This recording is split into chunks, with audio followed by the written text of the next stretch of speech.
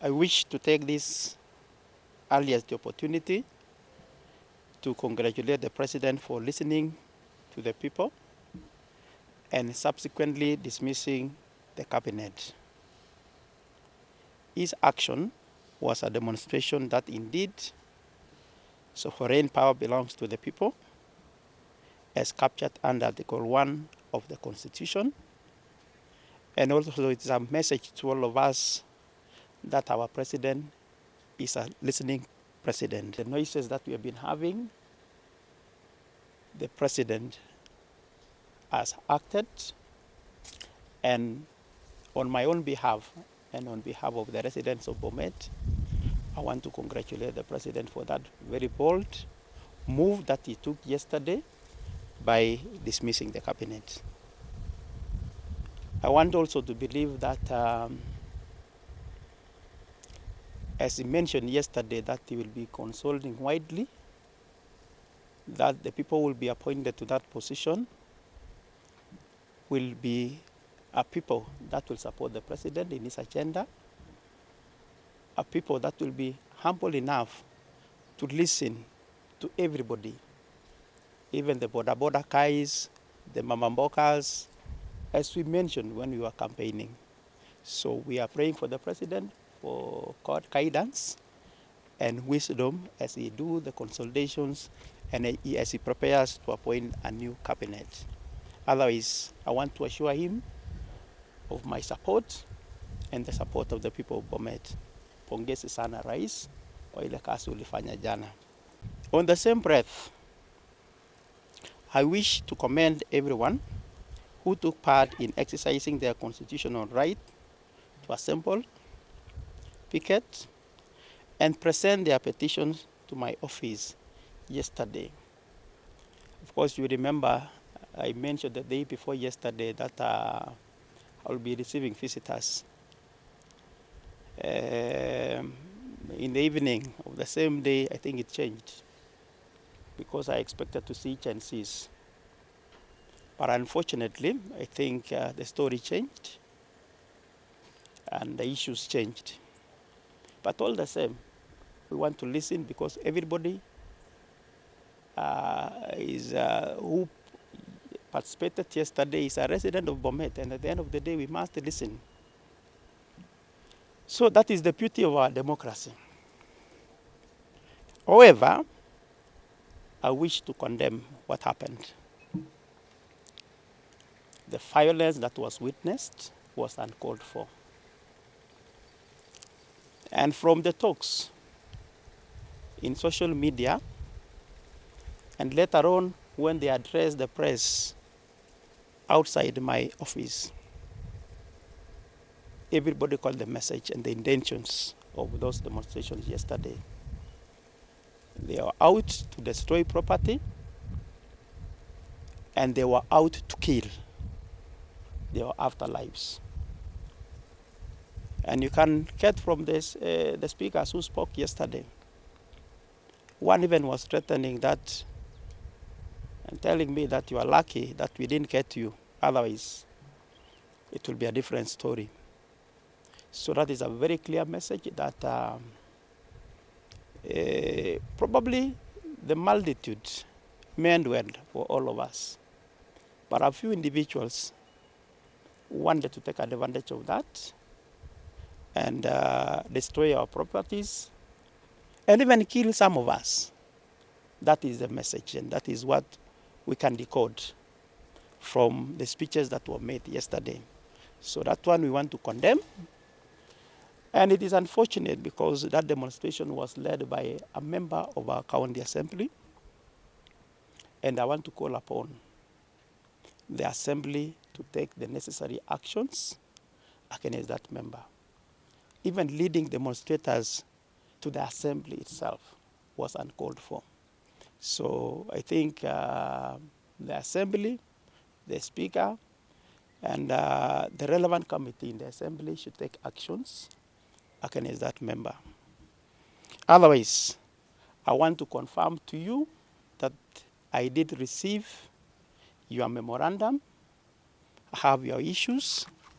It's before me, even as I'm speaking. And I will go through and address some of those issues and maybe give you response where it is required. Otherwise, we don't want violence and disunity in our county. I want to congratulate the president. The genesis of some of the things that we are witnessing, especially the fights that we have, is one of the members that was dismissed yesterday.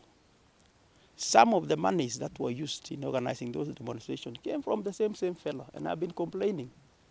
But finally, thank God, I have been vindicated.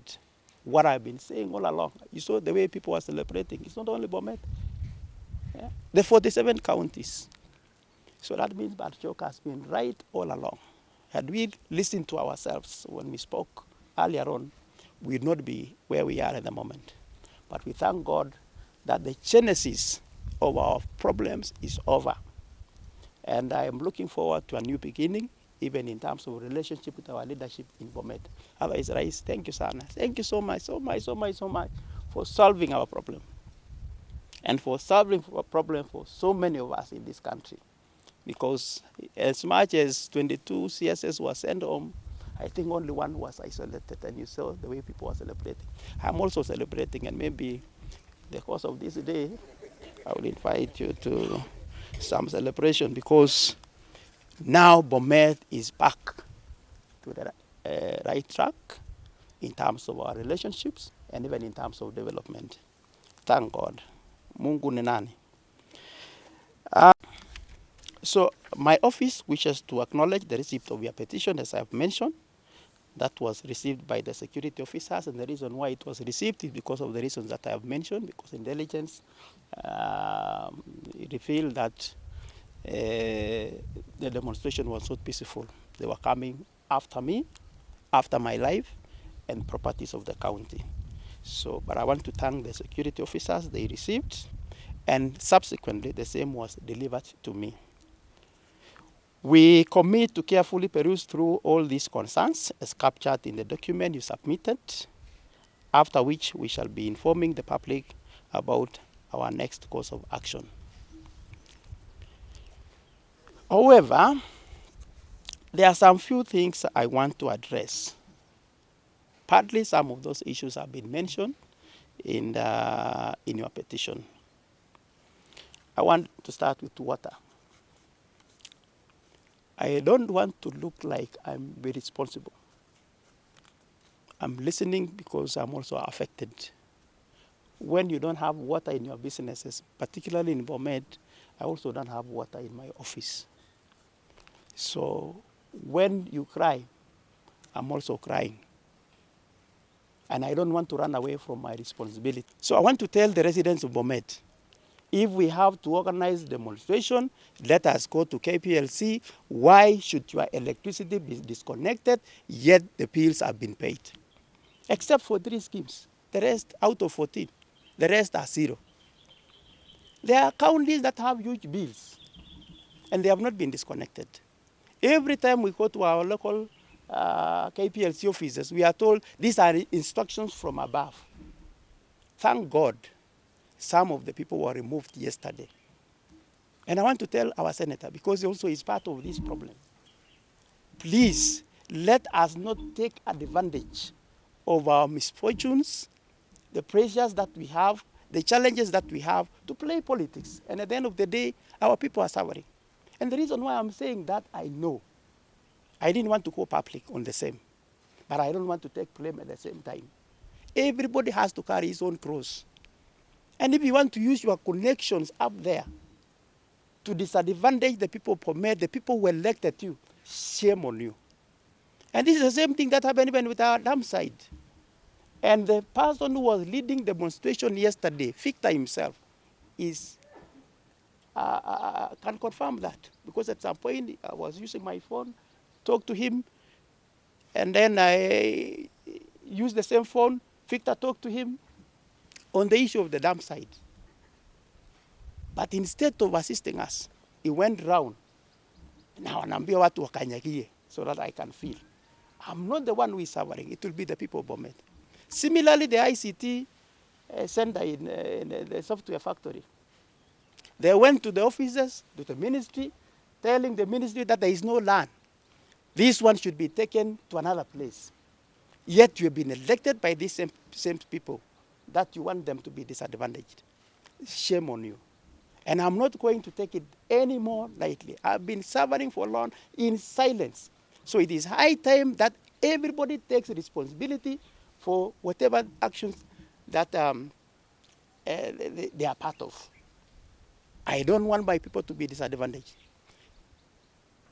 I have my budget, I have a responsibility, and I want to tell you, don't blame my MCAs.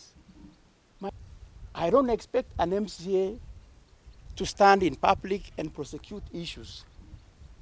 They have a forum where they do that.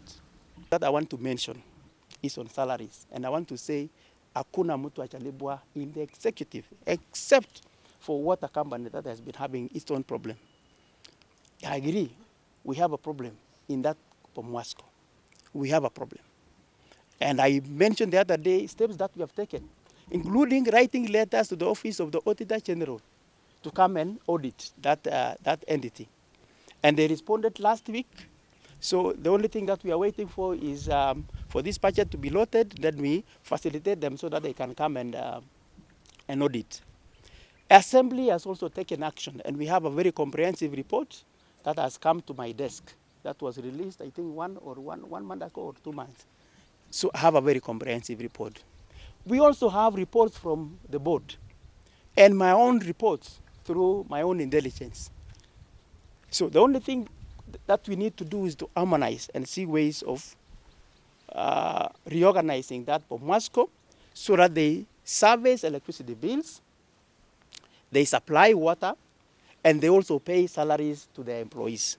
So as we are speaking, sina deni ya mtu yeyote. So when there are no payment of salaries, I don't also receive salaries. I'm an employee as much as I was elected by the people of Bomet. So we don't have any salary arrears.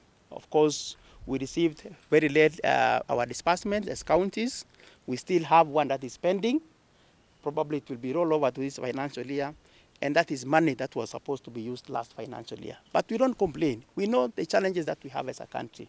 So I don't have any salary, as people are claiming. Tunalipa kila mtu. Casual workers, we have handed over the cleaning of this town to a contractor.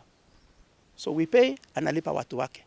So I don't have any direct link now with the casual workers that we have doing cleanliness in a number of our towns, because that one has been taken care of by our contractor. Otherwise, let us always remain truthful na tuambiane ukweli. Please let us not play politics with the lives of our people. It's unfortunate that we also have 2 members, elected members of parliament, that were actively involved yesterday in varying coups to Bomet, giving money to people who are coming to loot and to destroy properties and even kill. I don't want to give you names now, but I have them. And I know the role they played and the role that the senator also played. I was shocked yesterday when he mentioned in a live interview in a studio that is the one who informed me of the existence of a document in the website of Auditor General. I want to tell him that we received the hard copies even before it is posted to the website. And please, if you have to extract from any document, like you did, extract from the minutes of the Senate. And by the way, we have written a protest. We have registered our displeasure with what our senator did the other day when we appeared answering questions on Riverol Hospital to Meandikia clerk and the committee. You can't take the minutes. That is confidential document. After all, that report has not been adopted by the Senate. So why do you share with the public? Why do you share? I will excuse somebody who is not a lawyer, but Wakili is a lawyer.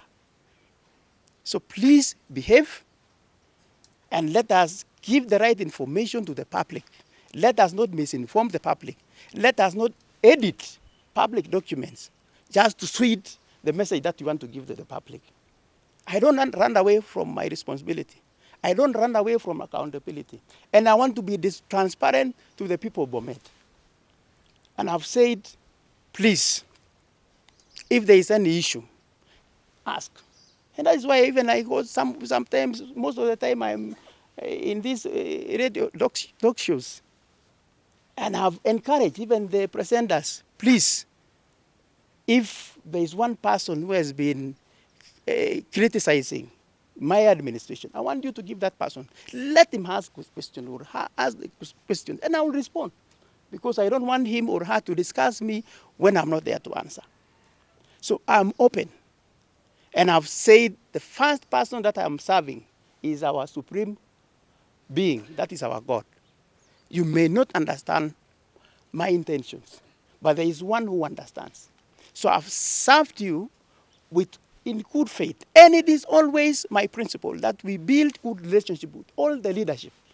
In fact, at some point, nilikuwa nimewaambia watu wa Nairobi, pambana na Nairobi, muone vitu vimeingia nyumbani. By the way, 85% of our budget is in Nairobi. The one that I'm talking about is 15%. So we want to also to fill the 85%. And I want to believe we'll be able to fill, because part of the problem that we are facing is what was cleared yesterday. Even the 150 million mliambiwa ya barabara ya lami. Is it the same thing? Kila naenda, naona hapo Kenya Women imepomolewa. After 2 weeks, the same place. So is that where we shall spend the 150 million that was meant for upgrading, or I don't know, barabara kwa hii town?